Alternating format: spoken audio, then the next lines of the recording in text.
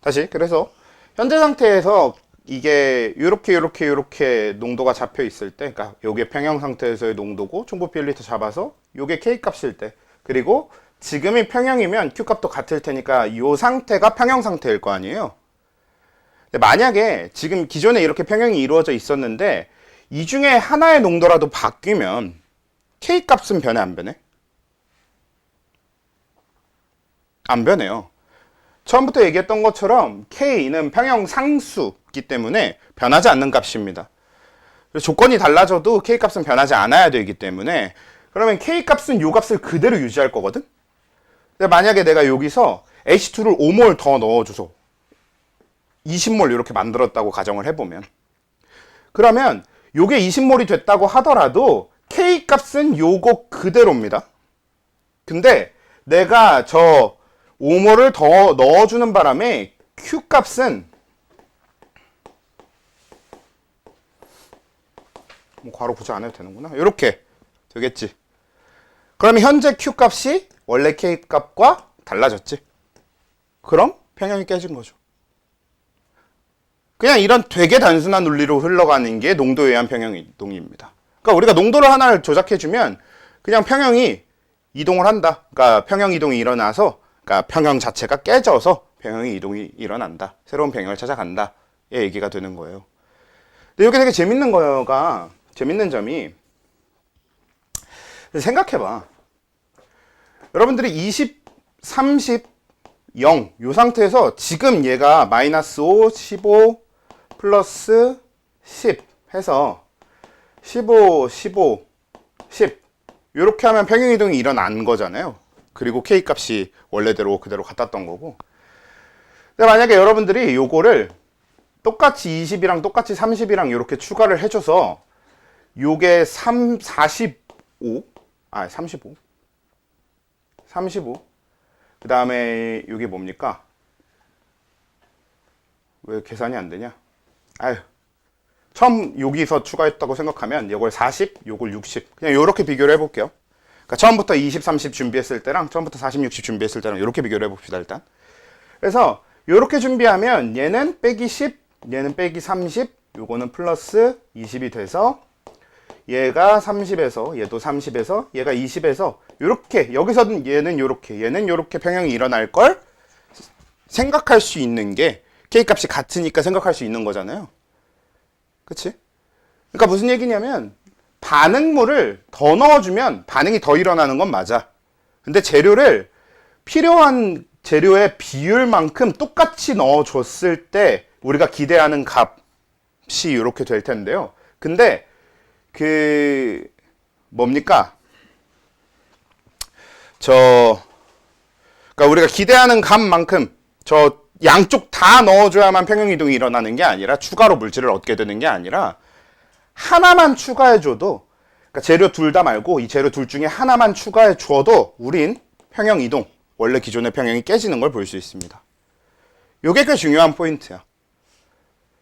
그러니까 우리 단순하게만 생각하면 10개 준비하면 10개 구할 수 있어, 10개 얻을 수 있어, 이렇게 접근을 해버리면 그럼 20개일 때 20개, 30개일 때 30개 이렇게 생각할 거 아니에요. 근데 그런 흐름이 아니라 우리가 10개일 때 10개를 얻을 수 있었는데요, 10개, 15개가 되면 결과물이 10개보다 늘어납니다. 가 될 수 있는 거지. 그래서 이 평형이동의 경우에는 농도 5를 기준으로 한다는 게 대단히 중요하긴 한데요, 일단 결과적으로 먼저 정리를 해놓으면 농도에 의한 평형이동은 단순하게 우리가 반응물의 농도를, 반응물이 여러 개면 그 여러 개 중에 누구든 상관없어, 누구든 하나의 농도를 높여주게 되면요, 자연스럽게 정반응을 통한 평형, 새로운 평형을 찾아가게 됩니다. 정반응 우세 상태가 돼요.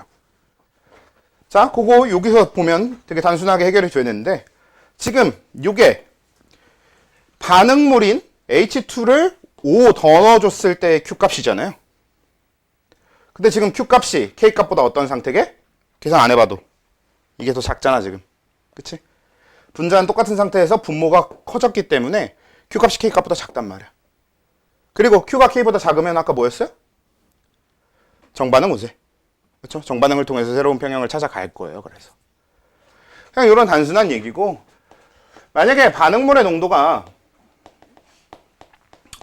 줄어든다면 그럼 역반응이 될 거예요.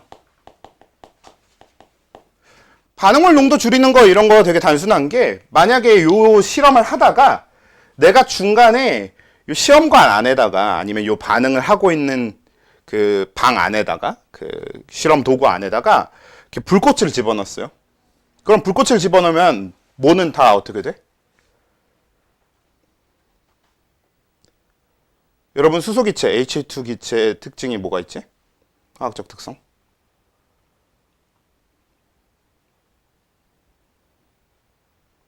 기억이 안 나요? 우리가 흔히 가연성이라고 하지. 불 붙이면 퍽 하고 터지면서 H2는 한 번에 다 타버리거든요. 엄청 빠른 속도로. 거의 폭발하듯이 타는데, 만약에 이게 평형이 이루어진 상태에서 내가 이렇게 불꽃을 집어넣었어. 그럼 H2가 다 타서 사라져버리거든요. 그럼 그것도 마찬가지로 뭐겠어? 반응물의 농도가 변화한 거고요. 그 중에서 H2의 농도만 또 변화한 거잖아.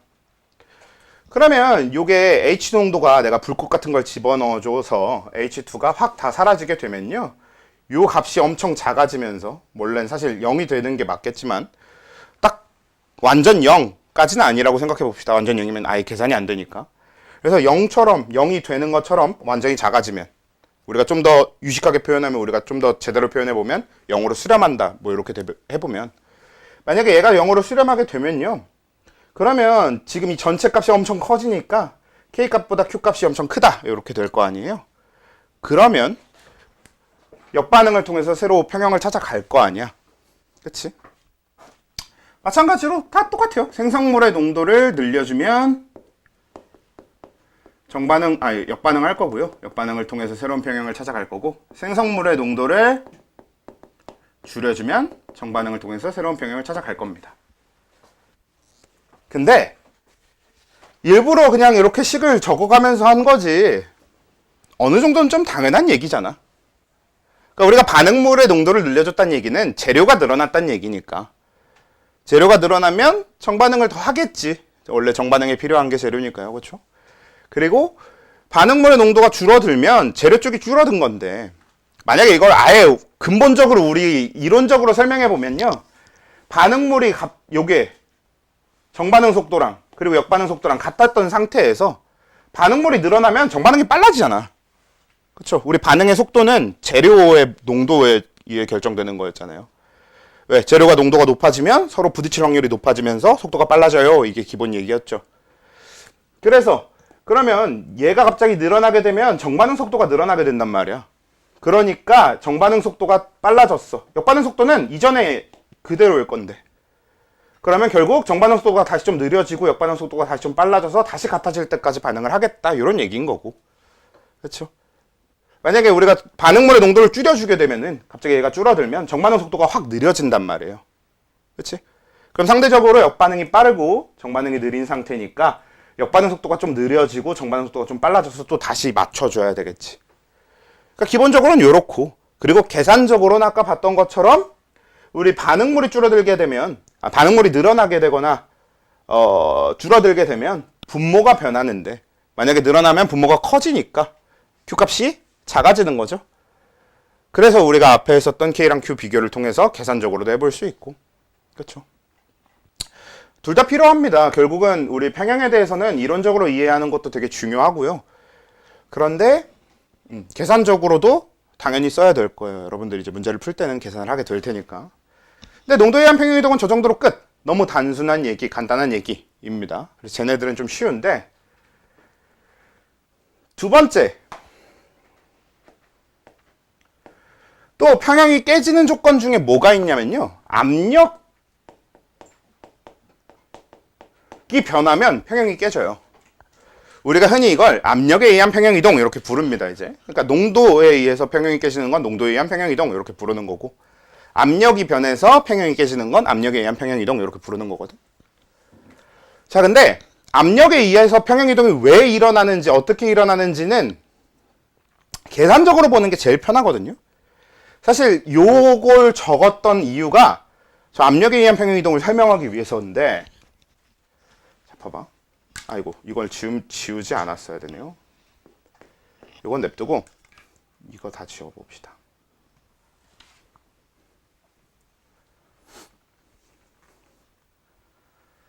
자, 처음 조건으로 돌아가서 요렇게 평형이라고 생각해 봅시다. 그러면 이 상태로 평형이 유지되고 있었는데, 요렇게 평형이 유지되고 있었는데, 만약에 우리가 압력을 바꿔주잖아? 근데 그 압력을 2배로 늘려줬다라고 생각해 봅시다. 그러면 압력을 2배로 늘려주게 되면 부피가 어떻게 되게? 줄어들죠. 몇 배? 2분의 1배가 되겠지, 그러니까. 그쵸? 우리가 압력을 2배로 늘려줬을 때 부피가 2분의 1리터로 확 줄어들 거거든요. 그러면 부피가 2분의 1로 줄어드는 바람에 어떻게 되냐면 몰수는 안 변해요. 똑같아. 사실 지금 그대로여야 되거든. 근데 몰농도 값이 얘는 부피가 2분의 1이니까 몰농도는 전부 다 2배가 되겠지. 그래서 몰수가 15, 15, 10 똑같은데 얘가 30이 되고요. 그치? 몰농도는 여기 30 들어가야 되지, N2의 몰농도가. 그리고 H2 몰농도가 요거의 2배니까 30인데 거기에 세제곱이잖아. 그리고 얘는 10인데 몰농도 2배 돼야 되니까 20 요렇게 몰농도를 가질 거고 거기에 제곱이잖아요. 그러면 이게 내가 압력을 바꿔준 직후에 Q 값이 되거든요. 같을까? 자세히 계산 안 해봐도 안 같을 건데, 우리가 요걸 보기 가장 편안한 방식이 결국은 요게 2배가 되고 요것도 2배가 되고 요것도 2배가 되는 과정에 요거는 제곱이 붙어 있으니까 결국은 총 분자는 4배가 될 거고요. 요거는 세제곱이 붙어 있으니까 총 분모는 16배가 됩니다. 그래서 내가 압력을 바꿔주는 순간 Q 값이 K 값에 비해서 4분의 1배가 되겠지. 바로. 그치? 그래서 내가 압력을 2배로 높여주게 되면 Q 값이 변해요. 그냥 몰농도 자체가 변합니다. 압력을 바꾸면. 그러니까 결국 압력을 바꾸는 것도 위에 얘기한 것처럼 농도를 바꾸기 때문에 평형이 깨지게 되는 거긴 하거든. 근데 위에 건 우리가 직접적으로 물질의 몰수를 조작해서 농도 자체를 바꿔주는 거라면 밑에 거는 농도, 몰수 쪽을 건들지 않아도 압력만 바꿔서도 평형 이동이 일어나게 된다라는 얘기가 중요한 거지. 근데 여기 조건이 몇 가지 있어요. 일단 첫 번째로는 지금 이 말 자체가 성립하려면 기체여야 됩니다.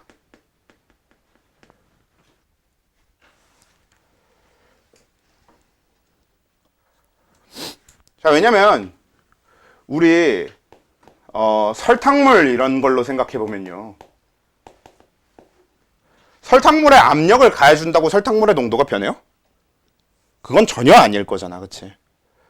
우리가 설탕물을 세게 눌러주면 더 달아지나? 그런 것도 아닐 거고, 그치? 설탕의 몰수 그대로고, 물은 우리 압력을 가해준다고 물의 부피가 거의 변하지 않거든요? 그러니까 설탕물의 농도는 압력을 가해줬고 아니고와 상관없이 변하지 않아요. 그러면 설탕물 같은 용액들은 압력을 바꿔줬을 때 Q 값에 이런 변화를 볼 수가 없을 겁니다. 그치? 그래서 이 압력에 의한 평형이동이 일어나려면 일단 전부 다 기체일 필요는 없다고 해도 일부는 기체여야 하고요. 그래야 압력이 바뀌었을 때 농도가 바뀌어서 평형이 깨질 테니까. 그리고 그 기체들의 영향을 받아서 평형이동을 하기 때문에 이 평형이동의 방향도 결국 그 기체 분자와 관련하게 되는데요. 결과부터 정리를 해보면, 만약에 압력을 높여주게 되면요, 기체 분자 수가 어떤 방향이어야 될 것 같아? 우리가 압력을 높여줬을 때 새로운 평형을 찾아가는 과정이 기체 분자 수를 늘리는 방향이어야 될까요? 줄이는 방향이어야 될까요?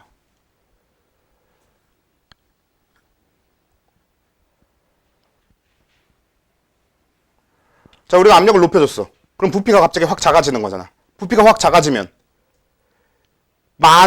물질이 많이 있어야 편해? 물질이 적어야 편해? 부피가 작아졌으면, 그치? 부피가 작아졌으면 공간이 좁아진 거니까 물질이 적어야 편한 거잖아요. 그래서 기체 분자수가 줄어드는 방향으로의 평형이동이 일어나요. 그리고 압력을 줄이게 되면 반대로 기체 분자수가 늘어나는 방향으로의 평형이동이 일어나게 되거든요. 예를 들어서 요 반응식을 기준으로 생각해 보면은 얘는 정반응할 때는 기체 분자수가 어떻게 되게?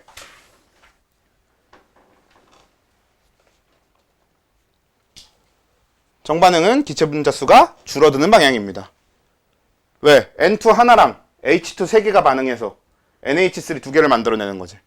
그럼 얘는 정반응 한 번 할 때마다 기체 분자수가 4개 사라지고 2개 생기는 거거든? 그럼 정반응할 땐 2개씩 줄어드는 과정이고, 반대로 역반응은 2개씩 늘어나는 과정이잖아요. 그치? 그래서 이게 이제 기체 분자수의 변화인 건데, 만약에 이 상태에서 우리가 압력을 높여주게 되면, 그러면 이제 정반응을 통해서 새로운 평형을 찾아갈 거란 얘기고요. 만약에 이 상태에서 압력을 낮춰주게 되면 역반응을 통해서 평형을 찾아갈 거란 얘기인 거죠. 기체 분자수를 줄이는 방향, 기체 분자수를 늘리는 방향, 요게 요런 얘기입니다. 근데 일단은 그렇기는 한데 이걸 계산적으로 생각을 해보면 결국 만약에 우리가 기체 분자수가 요 비교를 해봤을 때 기체 분자수가 많은 쪽이 보통 어떻게 되냐면 차수가 높아요. 그치? 우리 K나 Q 값의 식에서 기체 분자수가 많은 쪽은 결국 개수가 큰 거라는 얘기이기 때문에 차수가 높고요. 반대로 요 기체 분자수가 적은 애들은 차수가 낮거든. 그래서 만약에 압력을 높여주게 되면 전체 몰 농도가 커지는 거잖아. 그러니까 압력을 높여준 만큼 압력이 2배가 되면 몰 농도도 2배가 되는 거거든요. 지금 그치? 왜? 압력을 2배 시켜주면 부피가 2분의 1이 되고 부피가 2분의 1이 되면 농도가 2배가 되는 구조니까. 그래서 압력이 2배가 되면 농도가 2배가 되는데 전부 다 2배가 됐을 때 차수가 높은 쪽에 더 크게 영향을 받는 거잖아요. 그래서 차수가 높은 쪽이 더 많이 커져요. 그러면 차수가 높았던 쪽을 줄이는 방향으로 가야 되겠지. 이렇게 생각할 수 있는 거죠. 왜? 근데 차수가 높은 게 뭐야? 기체 분자수가 많다는 얘기니까. 그래서 기체 분자수를 줄이는 방향으로 평형 이동이 일어난다가 되는 거고, 압력을 낮추면 기체 분자수를 늘리는 방향으로 평형 이동이 일어난다가 되는 겁니다. 이거는 지금으로는 그냥 이렇게 개념으로 어렴풋이 이해해두고 계산적으로도 한번 그냥 들어둔 상태에서 여러분들 나중에 문제 풀어보면 감이 되게 금방 잡히긴 할 거예요. 사실 평형이동은 개념 자체도 워낙에 중요해서 개념으로도 중요한데 계산적으로 문제 푸는 것도 중요한데 그거는 몇 개 풀어보면 금방 감은 잡힙니다. 풀 수 있을 만큼은 알아야 풀긴 하겠지만 그래도 어렴풋이만 알고 있어도 감은 금방 잡힐 거고요. 그래서 농도에 의한 평형이동하고 압력에 의한 평형이동은 이렇게 조건을 잡을 것 같아요. 그러니까 1번 농도에 의한 평형이동은 저 밑에 기체에 이런 조건이 없잖아. 그러니까 뭐든 상관없어. 고체든 액체든 기체든 뭐든 상관없는데 반응물의 농도를 높이거나 반응물의 농도를 줄이거나 이렇게 어떤 물질의 농도가 변함에 따라서 평형이 깨지는 거, 이런 얘기인 거고, 압력에 의한 평형이동도 마찬가지로 농도가 변하면서 평형이 깨지는 거긴 한데 압력에 의해서 농도가 변하려면 기체여야 되고요. 그러니까 그 기체 분자수와 관련된 변화로 봐야 되는 거지. 여기 되게 재밌는 게 만약에 반응식이 A랑 B랑 반응해서 C가 되는 이런 화학평형, 요 가역반응식이라고 해보면요. 그리고 A가 고체고 B가 기체고 C가 기체, 요렇게 해서 식이 요렇게 해볼까요? 네, 식이 요렇게 생겨 먹었잖아? 그러면 분명히 A가 3개고 C가 2개고요 B가 1개. 그러면 이쪽이 반응물의 총 몰수가 훨씬 많고 생성물의 총 개수 합이 훨씬 작은 상태이기는 한데, 근데 압력에 의한 평형이동은 오히려 B랑 C만 가지고 생각하면 되니까 압력을 높여주면 얘는 역반응을 통해서 평형이동을 하게 되고요. 만약에 여기서 압력을 낮춰주면 정반응을 통해서 평형이동하게 될 겁니다. 왜? A는 고체라서 영향을 못 주니까. 그래서 그런 얘기도 한 번쯤 받으면 좋고요. 받고 지나가면 좋고.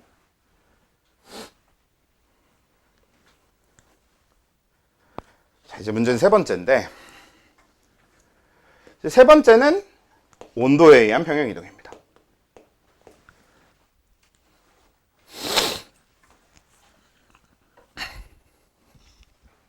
그럼 여러분들이 생각하기에 온도도 2번처럼 우리가 온도를 바꿔주면 농도가 바뀌잖아요. 맞거든요. 실제로 우리 온도 바꿔주면 농도가 바뀌어요.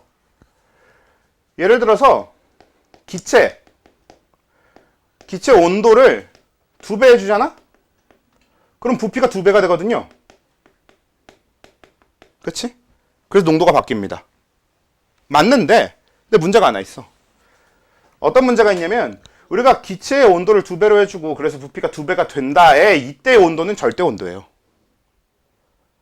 그래서 만약에 이걸로 얘기하려면, 온도 2배 변하려면, 우리 0도씨에서 섭씨 온도로 얘기하면 273도씨로 변해야 됩니다. 이래야 온도가 2배가 되는 거야. 우리 절대 온도 기준으로 0도씨가 273켈빈이고요. 273도씨가 2배가 몇이냐? 546켈빈. 546켈빈.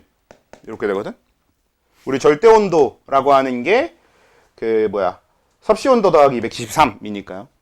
그리고 여기서 얘기하는 온도가 2배일 때 부피가 2배다라는 식이 성립하려면 그건 이제 절대 온도를 기준으로만 성립하는 말이거든. 근데 우리가 현실의 실험에서 온도를 273도씩 변하게 하는 게 아니라 그래봤자 한 10도 안팎으로 변하게 하는 거란 말이야. 그래서 이 기체의 부피가 온도 때문에 변할 거라고 생각하고 푸는 게 아닙니다. 그러니까 기체의 부피가 온도 때문에 변해서 기체의 농도 자체가 온도에 영향을 받았구나 하시면 안 되고요. 그냥 기체에 의한 부피 변화는, 아니 온도에 의한 부피 변화는 빼고 생각해요. 왜요? 실제 온도 변화는 굉장히 작거든. 273도씩 변화시킬 게 아니거든. 그래서 빼고 생각할 거고요. 마찬가지인데 우리 액체도 사실 우리 설탕물 이런 것도 온도가 높아지고 낮아짐에 따라서 농도 변해요. 이게 퍼센트 농도는 안 변하는데 질량을 기준으로 하니까 몰 농도는 변하거든. 왜냐면 분모에 부피가 들어가 있는데 여러분 액체도 열팽창 하잖아. 우리가 액체도 열을 가해주면 부피가 조금 커지긴 커지거든요. 그래서 그 열팽창 때문에 전체 용액의 부피가 늘어나고 줄어들고 해. 용질의 몰수는 그대로인데 비해서. 그래서 액체를 기준으로도 몰 농도가 변하긴 하는데 이건 이거보다도 적어요, 차이가. 그래서 이것도 일단 패스. 그래서 우리 온도에 의해서 농도가 변하는 건 일단 생각 안 해줄 겁니다. 근데 이거는 근데 좀 두 가지 포인트인 게 여러분들 앞에 농도 쪽 문제를 풀 때는 온도 가지고 농도 바꾸는 거 문제 많이 나오거든요. 그걸로 낚시도 많이 하고. 그래서 우리가 온도를 바꿔주면 농도가 바뀐다라는 건 생각은 하고 있어야 되는데 근데 지금 온도에 의한 평형이동, 온도에 의해서 우리가 온도를 바꿔주면 평형이 깨진다. 여기선 생각 안 해줄 거란 얘기예요. 여기선 그건 빼주고. 왜냐면 그 변화가 이 온도에 의해서 농도 변하는 게 그렇게 크지 않아요. 아주 조금씩 변합니다. 아주 조금씩. 막 0.001몰 농도 막 이렇게 조금씩 변하기 때문에. 그래서 일단 우리 지금 이 온도에 의한 평형이동을 할 땐 그냥 온도를 바꿔줬을 때 농도가 변하지 않는다고 생각하고 하면 되거든. 자, 근데 반대로 얘기하면 그럼 농도가 안 변하면 평형이동이 일어날 일이 없어. 일어날 이유가 없어. 왜? 우리가 온도를 바꿔줬을 때 원래 K값이 있었을 거고 근데 원래 Q값도 있었을 거고 그게 원래는 같았었을 거예요. 근데 내가 온도를 바꿔줬어. 온도를 바꿔줬을 때 앞에 두 가지 경우는 뭐였어? 농도가 바뀌니까 Q값과 K값이 더 이상 같지 않아져서 Q가 원래 K값을 다시 찾아가는 과정이었단 말이에요. 이게 위에 두 개의 평형이었는데 온도는 이 농도가 안 바뀐다를 전제로 해버리면 Q값이 안 변해. 그대로거든? 그럼 평형이동이 일어날 이유가 없어 보이는데 일어납니다. 왜 일어나냐면 우리가 평형상수 K는 상수라고 했고 변하지 않는다라고 했지만 이 평형상수 K가 변하는 단 하나의 조건이 온도가 바뀌면이에요. 그러니까 K는 안 바뀌는 숫자다라는 말은 온도가 일정할 때라는 전제 조건 안에서고요. 온도를 바꿔주면 K가 바뀔 수 있습니다. 즉 아까 얘기했잖아. K를 구해두면 평생 쓸 수 있다고. 맞아. 그 온도에서의 K는 평생 쓸 수 있어요. 그래서 우리 평형상수 K 좀 중요한 것들 구해놓은 거 막 표로 만들어 놓은 게 있거든. 그거 보면 20도씨일 때 K, 0도씨일 때 K 이렇게 온도 조건이랑 같이 적혀 있습니다. 온도마다 따로 적혀 있어요. 왜? 온도가 바뀌면 K가 바뀌거든. 그래서 얘는 K가 변하는 평형 이동이에요. 나머지는 당연히 K가 안 변해. 이 둘은 K가 변하지 않는 건데 온도에 의한 평형 이동은 K 값이 변합니다.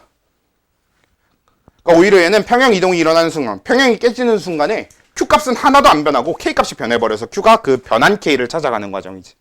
나머지 둘은 뭐예요? K는 일정한 상태에서 Q가 바뀌어버린다는 바람에 그 바뀐 Q가 원래 K를 되찾아가는 과정. 이렇게 되는 건데. 자, 그러면 왜 변하는지, 그러니까 왜 농도 평형 이동이 일어나는지, 왜 평형이 깨지는지에 대해서 얘기를 해보면, 자, 여러분 우리 발열 반응이 있어. 발열 반응 무슨 뜻이에요?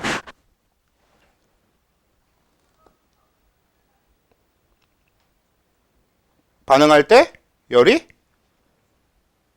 방출되는 반응, 방출하는, 열을 방출하는 반응. 이게 발열 반응이잖아요. 그렇죠? 흡열 반응이라고 하면 열을 흡수하는 반응. 그렇죠? 여러분들한테 질문을 하나 해봅시다. 자, 흡열 반응이 일어났어. 그러면 주위의 온도는 어떻게 됩니까?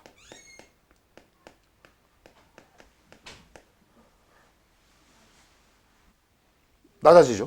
그치? 그러면 물질의 온도는 어떻게 돼요?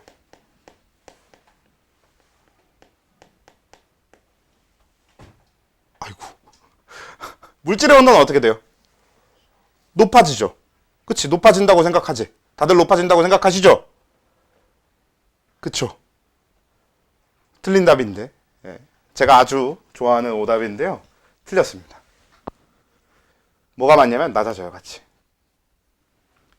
자, 왜 같이 낮아지는 거냐면 여러분들 배워본 적 있는 것들로 이야기를 해보면요. 첫 번째로 우리 흡열 반응이라는 거에 대해서 좀 다시 제대로 이해를 하셔야 되는데, 흡열은 열을 흡수하는 게 맞거든요. 자, 흡열, 그러면 뭐 반대로 발열 반응 같은 경우에는 주위의 온도가 올라갈 거고, 그쵸? 그리고 물질의 온도는 낮아질 거고, 이렇게 착각하기 쉬운데 이것도 이제 같이 올라갈 거거든. 근데 요거나 요거로 생각을 해보면, 뭐 발열 쪽으로 설명하는 게 조금 더 쉬울 것 같으니까 요걸로 설명을 해보면, 우리가 발열을 하잖아? 그러면 물질이 가진 에너지가 열 에너지 형태로 밖으로 나오는 거거든? 근데 그거 물질 안에서도 열 에너지였어요? 여러분 혹시 이거 에너지 전환 안 배웠어? 물질 안에서는 그 에너지가 무슨 형태였지? 우리 물질 안에 저장된 에너지 다 뭐라고 해? 화학 에너지라고 부르죠. 그러니까 물질 안의 에너지는 화학 에너지예요. 그러니까 발열 반응은 열 에너지였던 것이 바깥에 있는 열 에너지로 바뀌는 게 아니라 물질 안에서는 화학 에너지였던 것이 밖으로 나오면서 열 에너지로 바뀌는 거거든. 그러면 그냥 그 공간의 열 에너지 총량이 늘어나는 겁니다. 왜? 열 에너지가 아니었던 것이 열 에너지로 바뀌어 버렸으니까. 에너지는 보존돼야 되니까 그 안에 총 에너지량은 같을 거거든. 그러니까 이만큼의 공간이 있고 여기에 어떤 이만큼의 물질이 반응을 하고 있어. 근데 그렇다고 해도 결국은 얘가 발열을 하면 얘가 가지고 있던 화학 에너지가 열 에너지로 바뀌면서 나오는 거기 때문에 일단 이 전체 에너지가 그대로 유지된다고 했을 때 열 에너지가 아니었던 것이 열 에너지로 바뀌어버렸네? 그럼 이 안에 들어있는 열 에너지는 늘어나 버리는 거죠. 그래서 그냥 전부 다 온도가 올라가는 거예요. 반대로 흡열을 해도 마찬가지야. 흡열을 하면 주위에 있는 열 에너지를 흡수해서 이 물질이 열 에너지가 아닌 화학 에너지 형태로 바꿔서 저장을 하는 거거든. 바꿔서 사용하는 거거든. 즉, 이 공간 안에 전체 열 에너지가 그냥 감소하는 겁니다. 그래서 우리 흔히 흡열하면 이거 이 물질, 요 화학 반응이 일어나고 있는 요 물질을 뭐라고 하냐면 개라고 하거든요. 요거는 화학 반응에서 이용하는, 우리 요 화학에서 이용하는 용어니까 알아두셔야 되고요. 그래서 요 개라고 했을 때 주의와 개는 발열 반응을 하면 둘 다 온도가 올라가는 거고, 흡열 반응을 하면 둘 다 온도가 떨어지는 거예요. 이거 여러분 배워본 적이 있어. 이게 처음 듣는 얘기인가 아닌 게, 여러분 물 끓일 때 이런 그래프 본 적 없어? 우리가 물을 끓이기 시작하면 열을 가하면 온도가 이렇게 올라가다가 갑자기 온도가 이렇게 일정해졌다가 다시 이렇게 올라가요. 여기 온도가 일정한 요 구간 뭐 하는 거지? 저 구간에서 끓고 있는 거거든. 그러니까 저 구간에서 상태가 변화하는 거거든. 그동안은 온도가 안 변해요. 왜냐면 물이 기체가 돼야 되는 거잖아. 그래서 그 이 수증기로 상태가 바뀌는데 들어간 열 에너지가 다 쓰여버려요. 그치? 그래서 열 에너지가 아닌 걸로 바뀌기 때문에 우리가 열 에너지를 계속 가해주고 있지만 온도가 변하지 않아. 본 적 있는, 요거랑 결국 비슷한 얘기인 거야. 얘는 계속 열을 가해주니까 이렇게 되는 거지만, 요거는 이제 정해진 열이 안에 있다고 했을 때 열 에너지가 줄어든다, 늘어난다, 얘는 줄어든다, 얘는 늘어난다의 개념이 되는 거죠. 그리고 이거 또 되게 쉽게 체감할 수 있어요. 발열 반응일 때 주위의 온도도 올라가고 궤의 온도도 올라가는 거 굉장히 쉽게 체감할 수 있는데, 물질 불에 태운 다음에 그 물질을 만졌을 때 차가워야 돼. 발열 반응하면 물질이 차가워진다. 물질의 온도는 낮아지려면 우리가 불에 태운 물질을 만졌을 때 물질은 차가워야 돼요. 맞잖아. 우리가 불에 탄다. 연소 반응이죠. 연소 반응 뭐예요? 발열 반응이잖아. 아까 우리가 처음에 얘기했던 대로 발열 반응하면 주위 온도가 올라가고 궤의 온도는 내려가 라고 하잖아. 그러면 불이 타는 동안 불이 타서 주변의 온도는 올라가도 그럼 물질의 온도는 낮아져야 되는 거잖아. 아니라니까. 가서 한번 만져보시든가. 그쵸, 큰일 나죠. 안 돼. 실제로 같이 올라가는 겁니다. 그걸 체감도 해볼 수 있고, 그렇지? 그러니까 우리가 발열을 하게 되면 그냥 전체 온도가 다 올라가. 왜? 열 에너지가 아니었던 것이 열 에너지로 바뀌는 거니까. 흡열을 하면 주변 개 다 합쳐서 모든 온도가 그냥 다 내려가. 왜? 열 에너지였던 것이 열 에너지가 아니게 바뀌는 거니까. 네, 그런 거라서요. 그래서 우리 이제 발열이랑 흡열에 대해서 이렇게 좀 제대로 이해를 해주실 필요가 있거든요.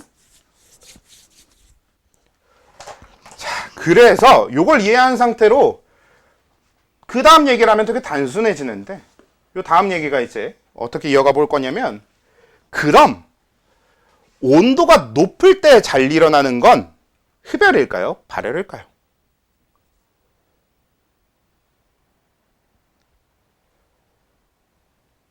방금까지 우리가 얘기하던 흐름에 의하면 뭐야? 온도가 높다는 얘기는 뭐야? 열 에너지가 많은 상태여야 되겠지. 그럼 이미 열 에너지가 많은 곳에서 열 에너지를 더 늘리는 것이 쉽게 일어날까요? 열 에너지를 줄이는 게 쉽게 일어날까요? 열 에너지를 줄이는 게 쉽게 일어나겠지. 물질 입장에서는 흡수할 열 에너지가 많은 거잖아. 이미 주변에 열이 많으니까. 그래서 우리 흡열 반응은 온도가 높을수록 잘 일어나고요. 발열 반응은 온도가 낮을수록 잘 일어나요. 여기서 잘 일어난다는 얘기가 뭐냐면 결국 그 반응 속도가 빨라지는 겁니다. 잘 일어난다라는 얘기는 그만큼 물질들이 빨리빨리 반응을 한다라는 얘기인 거지. 그래서 발열 반응의 경우에는 온도가 낮아질수록 속도가 빨라지고요. 흡열 반응의 경우에는 온도가 높아질수록 속도가 빨라집니다.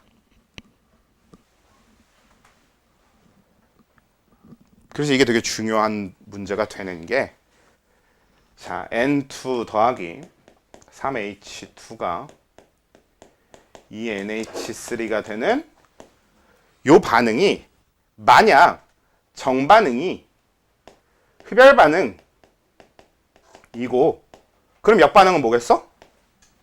발열이 될 거거든요. 이라고 했을 때, 그럼 정반응이 흡열 반응이고 역반응이 발열 반응인 요 상태에서 평행이 이루어져 있었는데, 내가 만약에 여기서 온도를 높여주면 무슨 일이 생겨? 물질의 몰수 자체는 안 변하고 농도 자체도 안 변한다고 해도 그냥 반응 속도 자체가 내가 온도를 높여주는 바람에 흡열 반응은 빨라지고 발열 반응은 느려지거든요. 그러니까 어떤 물질의 농도 변화도 없이 그냥 평형이 깨져버립니다. 평형은 결국 정반응과 역반응의 속도가 같은 게 평형이잖아. 근데 온도를 조작해주면 반응 속도 자체가 변해버리면서 아예 평형이 깨지게 되는 거죠. 그래서 아예 새로운 K 값을 찾아가게 돼요. 그래서 이게 이제 온도에 의한 평형이동인데, 우리가 흔히 이제 뭐라고 하냐면요, 온도에 의한 평형이동은 우리가 온도를 높여주면 흡열 반응인 방향으로 평형이동이 일어나는 거고, 온도를 낮춰주면 발열 반응인 방향으로 평형이 이동하는 건데, 결과적으로는 그 이동 결과 K 값이 변합니다.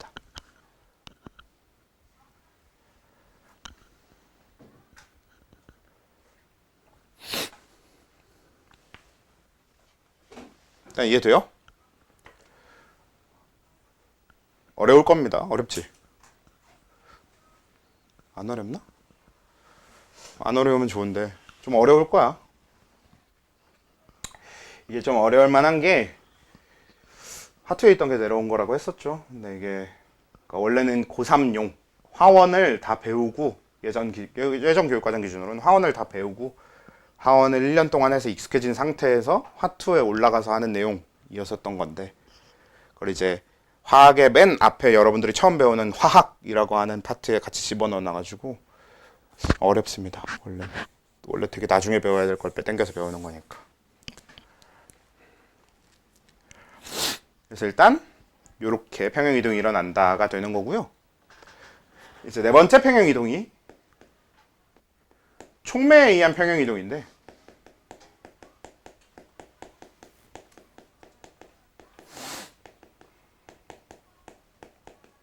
또 이 얘기를 하려면 여러분들 촉매가 뭔지 알아야 되니까 촉매 얘기를 해봅시다. 촉매는 뭐지?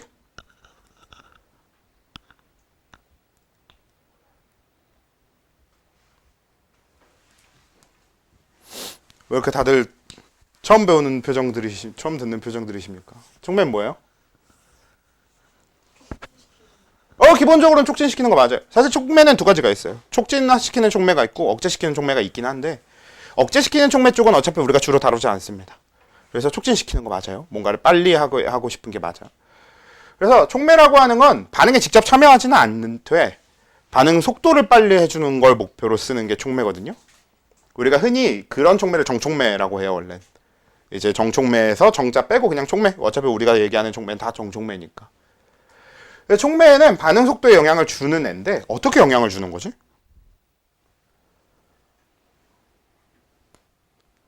촉매는 어떻게 반응 속도를 빠르게 만들까요? 맞아요. 를 어떻게 해요? 낮춰요. 그치. 촉매가 반응 속도를 빠르게 만들어주는 핵심 요소는 활성화 에너지를 낮추는 겁니다. 우리 활성화 에너지가 뭐야? 자, 만약에 발열 반응이라고 하면 반응물의 에너지가 요만큼일 때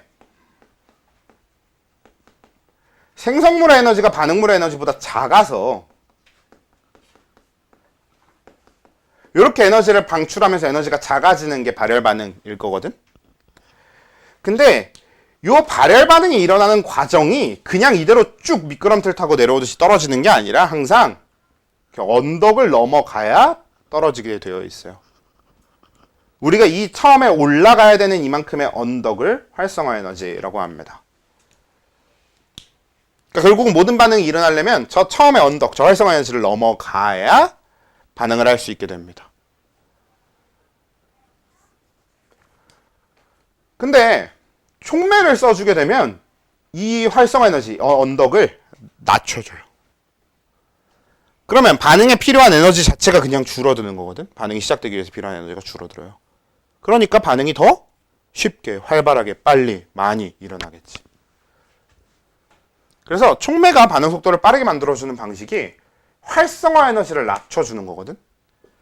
그래서 이 활성화 연수를 낮춰줘서 반응 속도를 빠르게 만들어 주는 건데, 자 그러면 N2 더하기 3H2 몇 번째 적는 건지 모르겠는데 2NH3라는 요 화학 반응식에서 평형이 이루어져 있을 때 만약에 촉매를 넣어주면 어떻게 될까요?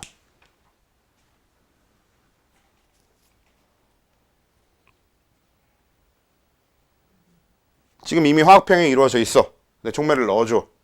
그럼 아무 일도 일어나지 않습니다. 즉, 촉매에 의한 평형 이동은 안 일어난다. 이 얘기하려고 있는 거예요. 이거 안 일어나요. 왜 안 일어나냐면 반응 속도가 빨라진다면서요. 맞는데, 자 활성화 에너지를 낮춰. 그럼 이 언덕이 낮아지거든. 그러면 정반응일 때 넘어가야 되는 언덕도 낮아졌지만 결국 역반응일 때 넘어가야 되는 언덕도 낮아진 거잖아요. 그러니까 정반응도 요 낮은 것만 넘어서 가면 되는데 역반응도 요것만 넘어가면 돼요. 여기까지 넘을 필요가 없어져. 그러니까 활성화 연수를 낮추는 건 정반응에도 역반응에도 둘 다 똑같이 속도를 빠르게 만들어 주거든요. 그래서 평형이 깨지지 않습니다. 둘 다 빨라지는 거라. 그냥 평형을 그대로 유지하고 있어요. 그 어떤 평형 이동도 일어나지 않아. 그래서 촉매에 의해서 평형 이동이 일어나지 않는다. 이게 되게 그냥 중요한 포인트입니다. 그럼 촉매는 왜 쓰냐면 우리가 평형 이동을 일으키기 위해서 쓰는 게 아니라 촉매를 쓰잖아? 그럼 평형을 빨리 이루죠. 그러니까 우리가 시작 조건에서 촉매를 쓸 때와 촉매를 안 쓸 때 평형에 도착하는 속도가 달라져요. 그냥 촉매를 쓰면 평형에 더 빨리 도착하고요.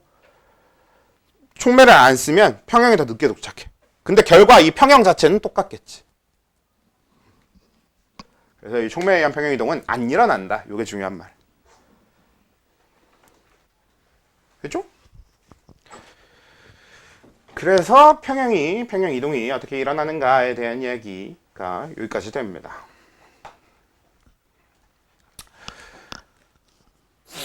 그래서 이제 르샤틀레 원리 평형이동이라고 하는 건 결국은 농도에 의한 평형이동, 압력에 의한 평형이동, 온도에 의한 평형이동 이렇게 세 가지가 되는 거고요. 그 중에 농도에 의한 평형이동은 그냥 우리가 어떤 물질의 농도를 높여주면 그 늘어난 농도가 높아진 물질의 농도를 다시 줄이는 방향으로 평형이동이 일어나는 거야. 그러니까 저기다가 저렇게 여러 가지로 막 나눠서 정리해놨지만 결국은 그거죠. 내가 농도를 높여주면 그 높아진 물질의 농도가 다시 줄어드는 방향으로 평형이동이 일어나요. 이런 얘기인 거고. 압력은 우리가 압력을 바꿔줘서 평형이동이 일어나는 거는 우리 압력을 바꿔주게 되면 전체 부피가 바뀌니까. 근데 그래서 압력이 바뀌어서 전체 부피가 바뀌어서 그 부피가 변한 대로 기체 분자수가 변하는 거거든. 그러니까 부피가 작아지면 기체 분자수가 줄어들고 부피가 커지면 기체 분자수가 늘어나고 이런 식으로 생각하시면 되는 건데, 그래서 기체 분자수가 왜 근데 기체 분자수만 변하는지를 생각해보면 원래부터 압력의 영향을 받는 게 기체니까. 그렇죠. 원래부터 농도라는 게 압력에 의해서 결정될 수 있는 게 기체밖에 없어서요. 그래서 압력에 의한 평형이동은 기체 분자수의 변화 방향에 대해서 일어나는 평형이동인데 기체일 때만, 그래서 기체일 때만 이제 일어나는 평형이동이다가 되는 거고. 그리고 이 농도에 의한 평형이동하고 압력에 의한 평형이동은 K값이 변하지 않는 이게 되는 건데, 세 번째 온도에 의한 평형이동은 K값이 변한다고. 아예 K값 자체가 바뀌면서 그 새로 바뀌어버린 K를 찾아가는 과정이 되는 게 이제 온도에 의한 평형이동이 되는데요. 얘는 그래서 온도가 높아지면 정반응과 역반응 중에 흡열 반응인 쪽으로 평형이동이 일어나게 되는 거고, 온도를 낮춰주면 정반응과 역반응 중 발열 반응인 쪽으로 평형이동이 일어나게 되고, 촉매에 의한 평형이동은 안 일어난다. 그래서 르샤틀레 원리 안 들어가요. 그냥 따로 그냥 얘기해 볼 포인트 정도가 되는 건데, 왜? 촉매에 의한 평형이동은 반응 속도에 온도처럼 반응 속도에 영향을 주긴 주는데, 온도는 우리가 온도를 바꿔줬을 때 정반응, 역반응의 속도 변화가 다르잖아. 정반응이 빨라지면 역반응은 느려지고, 만약에 정반응이 느려지면 역반응은 빨라지는 형태가 온도에 의한 평형이동, 온도를 바꿔줬을 때 우리가 속도의 영향인데, 촉매를 넣어주게 되면 그냥 둘 다 빨라집니다. 정반응도 빨라지고 역반응도 빨라져서 평형이 깨질 이유가 없다. 평형이동이 일어나지 않는다. 그렇죠? 이게 르샤틀리의 원리고요. 이 굉장히 어렵지만 어디다 쓰는지도 모르겠고 이딴 걸 왜 배운지 모르겠어 보일 수도 있는 이걸 이제 어디다 쓰냐면요. 이 평형이동은 산업 현장에 굉장히 중요한데 수득률이라는 걸 이용해서 이 수득률이라는 거 때문에 평형이동을 이용하게 됩니다. 일단 수득률은 뭔지부터 얘기를 해볼게요. 자, 시즌 n번째 n2 더하기 3h2가 2NH3가 되고 있는데요. 자, 요 반응식 이렇게 일단 갖다 놓고. 자, 요 NH3가 화학비료니까 우리가 화학비료 만드는 공장이라고 생각해 봅시다. 그래서 이 NH3를 얻는데 자, 여러분들이 N2가 10몰 이렇게 준비를 했고 H2를 30몰 이렇게 준비를 했어. 그럼 여러분들이 지금 이 평형에 대한 개념들을 다 배우기 이전으로 돌아가서 원래 얻기를 기대하는 양이 얼마였겠어? 10몰이 30몰 준비했을 때 기대하는 양이 20몰이었겠지. 그럼 나는 원래 20몰을 기대하고 10몰, 30몰을 준비해 왔어, 재료를. 근데 실제로 NH3 합성을 시켜보니까 얘가 5몰만 참여하고 얘가 15몰만 참여해서 얘가 20몰이 아니라 10몰만 만들어진 거야. 그리고 얘가 5몰, 얘가 15몰이 남고 얘가 10몰 이렇게 되어 있어. 그러니까 재료가 아직 남았는데 더 이상 반응이 안 일어나. 왜? 평형을 잃어버렸으니까. 정반응하고 역반응 속도가 같아져서 더 이상 반응을 안 하는 거야. 이 상태가 됐어. 그래서 나는 20몰을 기대했는데 실제로 얻은 건 10몰이잖아요. 그럼 이거 산업적으로 아주 큰 손해 아닙니까? 그렇잖아. 여러분들이 이 공장의 주인이라고 생각해봐. 나는 20몰을 얻을 만큼의 재료를 준비했는데 아무리 해도 10몰밖에 안 만들어져가 되면 요 나머지 이만큼은 손해입니다. 그래서 우리는 최대한 이것까지 최대한 끌어다 쓰고 싶은데 일단 기본적으로 요 이론상 기대한 값과 실제로 만들어진 값의 비율이 수득률입니다. 어떻게 구하냐? 지금 요걸 토대로 계산해 보면 50%가 나와요. 즉 20분의 10 곱하기 100. 즉 뭐예요? 이론상 얻을 수 있어야 되는, 그러니까 비가역이라고 생각했을 때 아예 가역 반응이 아니라서 평형을 생각하지 않았을 때 이론상 얻을 수 있어야 되는 생성물의 양 분해. 근데 평형 때문에 실제로 얻을 수 있는 생성물의 양, 요걸 퍼센트로 표시하기 위해서 이제 곱하기 100까지 해서 표현하는 게 수득률입니다. 그다음 이론상 20몰을 얻을 수 있었어야 되는데 실제로 해보니까 10몰밖에 못 얻었어. 이런 얘기가 되면 나는 수득률이 지금 현재 50%인 상황인 거죠. 수득률이 50%면 50%의 손해를 보고 있는 상황인 거지, 사실. 그치? 그럼 여러분들은 이제 어떻게 하려고 하겠어? 수득률을 높여야겠죠. 그래서 우리가 수득률을 높이는 방법이 뭐야? 저기 있는 것들이죠. 저기 있는 방법들을 사용해서 정반응 쪽으로 평형 이동을 시킨다면 수득률이 올라갈 겁니다. 근데 위에 두 개는 K값이 일정하니까 몰수는 어차피 똑같이 나오는 거 아니에요? 그게 제일 착각하면 안 되는 부분입니다. 절대로 착각하면 안 돼요. 몰 농도를 기준으로 평형상수 K가 만들어지는 거지 몰수를 기준으로 만들어지는 게 아니라서요. 평형 이동, 저 농도에 의한 평형 이동만 일으켜도, 저 농도에 의한 평형 이동만 일어날 수 있어도 수득률은 올릴 수 있어요. 대표적인 예시를 한 가지 들어줘 볼게. 자, 5, 15, 10몰 이렇게 얻었잖아. 그럼 이거 10몰만 만들어졌잖아. 만약에 아까 잠깐 얘기했던 것처럼 이걸 그냥 시작부터 그럼 나는 20몰, 60몰 준비하면 그럼 20몰 얻을 수 있는데? 가 되면 이건 수득률이 올라간 거야? 안 올라갔어요. 왜냐면 우리가 20몰, 60몰을 넣잖아? 그러면 이때 기대하는 양은 몇 몰이 돼요? 이때는 40몰을 기대하게 됩니다. 그럼 이때는 기대양이 40몰인데 그 중에 20몰. 즉 여전히 수득률이 50%인 거거든. 그러니까 재료를 그냥 더 넣어서 우리가 알고 있던 재료의 비율만큼 더 넣어서 더 얻는 건 수득률이 올라가지 않아. 그러니까 여전히 전에 손해보던 것만큼 손해는 보는 거야. 결과물이 전보다 많이 만들어졌을 뿐 손해도 전보다 많이 봤어요. 그치? 그래서 이건 수득률을 못 올리거든? 근데 아까 얘기했던 것처럼 N2는 더 안 넣어줘도 H2만 더 넣어줘도 평형이동이 일어납니다. 만약에 이걸 내가 10몰, 30몰일 때는 이렇게 됐는데 그래서 여기서 평형이 일어나 있는데 내가 여기다 이걸 5몰 늘려주잖아? 그러면 반응물의 농도가 높아지게 되니까 정반응을 통해서 평형이동을 하게 되잖아요. 그럼 NH3가 10몰보다 더 만들어지겠죠. 그치? 그래서 그럼 우린 이거 5몰 더 넣어줘봤자 기대양이 원래 늘어나 안 늘어나? 안 늘어나. N2의 양이 일정하기 때문에 기대하던 양은 안 늘어났거든? 왜냐면 N2랑 H2를 다 넣어준 게 아니라 N2는 원래 넣어준 양 그대로 두고 H2만 더 넣어줬잖아. 그럼 기대양은 안 늘어나요. 근데 실제 생성량은 늘어났지.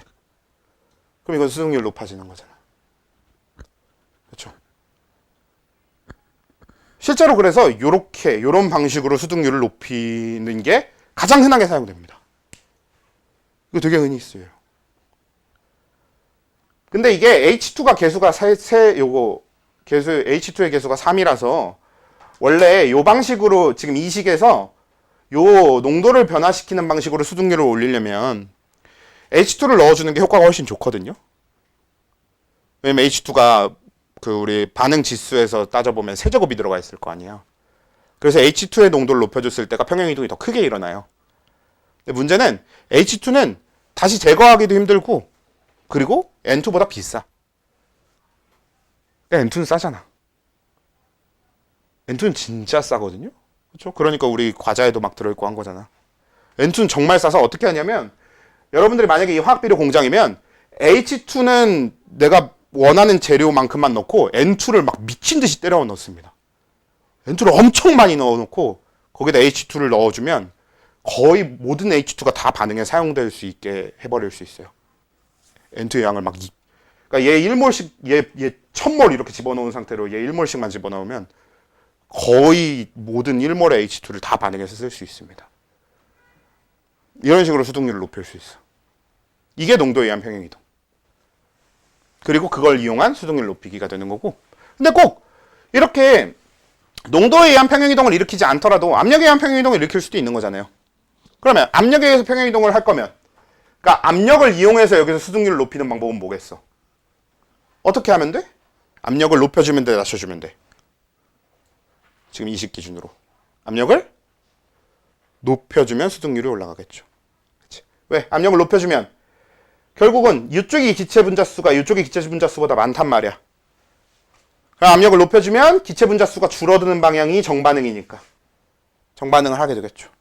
그럼 아까 구조건에다가 N2 엄청 많이 넣고 H2 조금씩 넣어가면서 반응시키는 그 상태에서 압력까지 높게 만들어주면 더 높은 수득률을 볼 수 있는 거지.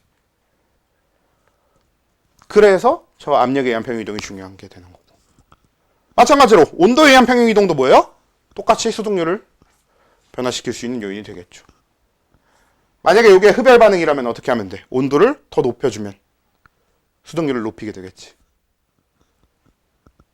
그래서 저 평형이동이라는 건 결국 이 수득률을 높이기 위해서 사용되기 때문에 산업 현장에서는 굉장히 중요합니다. 오케이? 근데 네 번째가 그래서 이 네 번째 얘기도 되게 중요한 얘기가 되는 거야. 촉매는 넣어봤자 수득률의 변화가 없다. 촉매는 뭐냐면 그냥 NH3가 빨리 만들어지게 하는 겁니다. 그냥 원래 신몰 얻을 수 있었는데 똑같이 신몰 얻을 수 있지만 그 신몰이 만들어지는 속도가 그냥 빨라질 뿐이에요. 그게 이제 촉매에 의한 거니까 쟤는 수득률을 높일 수 없는, 수득률에 영향을 줄 수 없는. 자, 그래서 이게 이제 수득률까지의 개념인데 결국 중요한 게 평형이동, 저게 제일 중요하겠죠. 그러니까 수득률은 그냥 새로운 지표야. 뭐 어떤 과학 개념이라기보다는 그냥 원래 우리가 이론상 얻을 수 있었던 거에 비해서 이 평형이란 것 때문에 실제 얻을 수 있는 양의 차이가 생기잖아. 그래서 그냥 그걸 비율로 표시를 하는 게 50% 이런 식으로 뭐 이론 양분의 실제 양 곱하기 100해서 %로 표시하는 게 수득률이라는 값인데, 이건 새로운 그냥 지표인데, 결국은 우린 이 수득률을 높이거나 수득률의 변화를 주기 위해서 평형이동을 이용해 줘야 될 거고요. 그리고 이 평형이동이란 개념이 지금 여러분들이 여태까지 배운 내용들 중에서 가장 개념적으로는 어려울 만한 내용이고요, 원래. 그래서 좀 잘 해두고 가실 필요가 있습니다. 이거 여러분 기말고사 시험 범위거든요. 지금 해놓고 기말고사 쪽 가면은 뭐 높은 확률로 다 까먹을 거긴 한데, 많이 까먹긴 할 텐데, 항상 한 번씩 하는 얘기지만, 그래서 더 잘 이해하고 지나가셔야 될 겁니다. 왜냐면 지금 제대로 안 해놓고 가면 지금 들은 게 진짜 아무 의미가 없잖아요. 그래서 중간고사 부분보다 오히려 저는 여러분들이 기말고사 부분에 대한 이해가 좀 더 중요한 것 같아요. 왜냐면 중간고사는 여러분들 지금 들은 지 얼마 안 된 시점에 방학 끝나고 바로 다시 중간고사 뭐 우리 여기 진도 다 끝나고 나면 다시 중간고사 쪽 부분 정리하고 막 할 텐데, 그러면 다시 복습하는 데까지 시간도 되게 짧고요. 그렇지? 그래서 금방 하게 될 건데, 기말고사는 지금 해놓고 중간 끝나고 나서야 다시 건드릴 수 있잖아. 만약에 그때 가서 다시 다 까먹으면 그때 가서 다시 다 정리하기에는 양이 너무 많아요. 3, 4단원, 우리 지금 아직 3단원이고 4단원 뒤에 또 있단 말이에요. 그래서 좀 잘 이해하고 가셔야 되고요. 그리고 가장 큰 게, 결국 이 평형은 지금 이 평형이라고 한 게 이 평형이란 개념이 등장한 순간 그 이후로는 계속 모든 것에 영향을 주게 됩니다. 그러니까 화학은 3단원의 평형이 등장했으니까 4단원까지 영향을 줄 거이고, 그리고 화학 이후에 여러분들이 배우는 과목들 있잖아요. 뭐 화학 반응의 세계랑 물질과 에너지, 네, 거기에도 이제 계속 영향을 줄 거예요.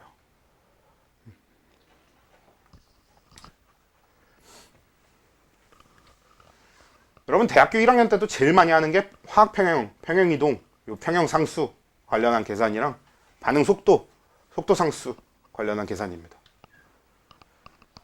그래서 속도 상수에 대한 계산은 여러분들 화학에 없으니까, 이 화학이라는 과목에는 없으니까, 그래서 크게 신경 쓰진 않아도 되지만, 요건 배우는 이 시점부터 대학교 졸업할 때까지, 혹은 여러분들이 화학 전공을 하게 되면 그때까지도 계속 평생을 쓰게 될 예요. 저는 그래서 요 화학에서 솔직히 화학 파트에는 안 중요한 게 하나도 없긴 한데, 화학은 정말 무쓸모한 건 전혀 집어넣지 않은 파트거든. 그러니까 이 화학이라는 과목은 쓸모없는 건 전혀 없어요. 다 정말 쓸모 있는 것들로만 꽉꽉 채워놓긴 했는데, 그 중에서 몰롱도랑 화학 평형이 제일 좀 어렵고 쓸모가 있는 영역인 것 같아요. 사실 제일 쓸모 있는 거는 우리 지난번까지 했던 분자구조입니다. 분자구조가 정말 제일 많이 쓰여요. 어떤 분야를 가든 굉장히 많이 쓰거든. 여러분들이 약학을 해도 그렇고 신소재를 가도 그렇고 어딜 가든 그 분자 구조만큼 중요한 게 없어. 분자 구조가 그 성질의 대부분을 결정하거든요. 어떤 화학 물질의 성질의 80%는 분자 구조 때문에 결정되거든요. 그래서 아무튼 그래서 이렇게 일단 정리할 수 있고요. 그럼 3단원 끝입니다.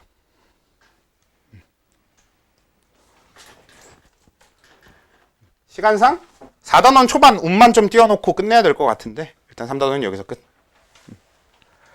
그리고 이제 4단원 초반부만 좀 해볼게요. 일단 4단원은 최대한 쉬운 내용만 할 거야. 오늘 한 내용 중에서 어려운 건 요 3단원 화학 평형, 평형 이동 요것만으로 이미 충분한 것 같아서요. 여러분들이 요거 좀 잘 정리해 오시라고. 4단원은 진짜 기본적인 것만 살짝 하고 지나갈 건데, 4단원은 주제가 산염기입니다. 근데 산염기에 대한 개념도 심화되고요. 산염기에 대한 계산도 심화될 거예요. 통합과학 때 다 한 거잖아. 산염기 계산 여러분들 많이 했잖아요. 그렇죠? 그냥 똑같아. 똑같은 계산 이제 또 하시면 돼요. 고1 때 풀었던 거랑 똑같은 거 또 푸시면 됩니다. 다만 고1 때는 몰과 몰농도가 없었지.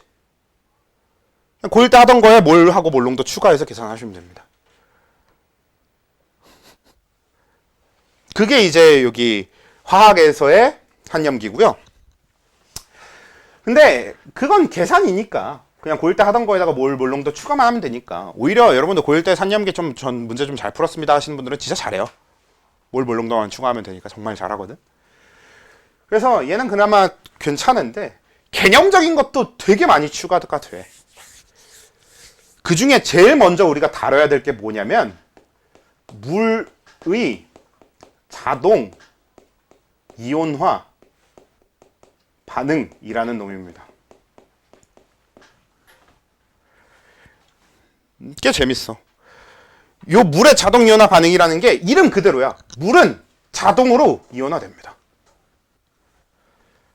우리가 흔히 중성 상태의 물이다라고 하면 H2O로 되어 있어야 되고 H 플러스가 들어있으면 뭐라고 인식할 거고 산성이라고 생각하겠죠. OH 마이너스가 들어있으면 뭐라고 생각할 거고 염기성이라고 생각할 거 아니야. 그치? 이렇게 할 텐데 실제 물은 어떻게 되어 있냐면요. 물 안에 H 플러스와 OH 마이너스가 항상 있습니다. 다만 같은 개수로 있는 거지. 실제로 어떻게 되냐면 물의 자동이온화 반응의 식이 H2O가 H 플러스와 OH 마이너스로 이렇게 나눠지는 게 물의 자동이온화예요. 물은 가만히 냅둬도 H 플러스와 OH 마이너스로 나눠집니다. 근데 이거 뭐예요? 요게 뭐예요 말고 이거 뭐예요? H 플러스랑 OH 마이너스가 만나서 H2O가 되는, 그러니까 지금 요 자동이온화 반응의 역반응 뭐예요? 중화 반응이죠. 그렇죠? 우리 중화 반응 혹시 수업 내용 기억하는지 몰라도 여러분들 시험 쪽지 시험에서 채울 때 채웠을 텐데 뭐였어? 비가역이었잖아. 우리가 중화 반응은 비가역인데 그 수업할 때 제가 어떻게 강조했었냐면 중화 반응은 비가역이긴 한데 역반응이 안 일어나는 비가역은 아니고요. 역반응이 아주 조금 일어나서 무시해도 되는 비가역 이렇게 얘기했었거든. 그 중화 반응의 역반응이 물의 자동이온화 반응입니다. 얘는 무시해도 될 정도로 적게 일어나요. 아주 조금밖에 없어요, 물에. 보통 어느 정도 있냐면 H 플러스의 몰농도가 10의 마이너스 7제곱입니다.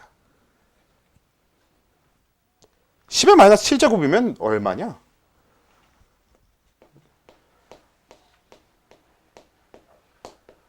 그러면은 몇입니까? 1000만이냐? 그러네. 그치? 그래서 10의 마이너스 1000만분의 1이니까 엄청 적은 거긴 하잖아. 몰농도 1000만분의 1. 그러니까 1리터당 1000만분의 1몰씩밖에 안 들어있어요. 그리고 우리가 그 통계학에서는 100만분의 1의 확률보다 낮은 확률은 그냥 확률 0으로 보거든요. 그거랑 비슷한 거지 뭐. 그거보다 더 작잖아 심지어. 그래서 원래는 되게 무시해도 되거든. 근데 이게 상당히 유용해요. 그러니까 요 사실을 알고 있는 것 자체도 되게 중요하긴 한데요. 요걸 사용하는 게 상당히 유용한데 사용을 어떻게 하고 이런 건 나중에 하더라도 일단 요 물의 자동이온화 반응에 대한 구체적인 건 다음 주에 할 건데, 다음 수업에 할 건데 요것만 좀 이해해 주셨으면 좋겠는 거 한 가지 내용이 뭐냐, 우린 이제 요렇게 적는 것보다는 앞으로 중화 반응도 H 플러스 더하기 OH 마이너스가 H2O가 돼 이렇게 식을 적지 않을 거고요. 앞으로는 물의 자동 이온화 반응이든 그 역반응인 요 중화 반응이든 이렇게 적을 겁니다. H3O 플러스 뭐예요?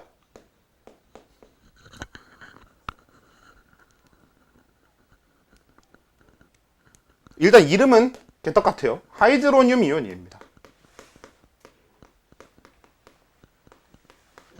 근데 H3O 플러스 우리 얘기했었지 않아? 제 기억으로는 한 2번쯤 얘기했거든.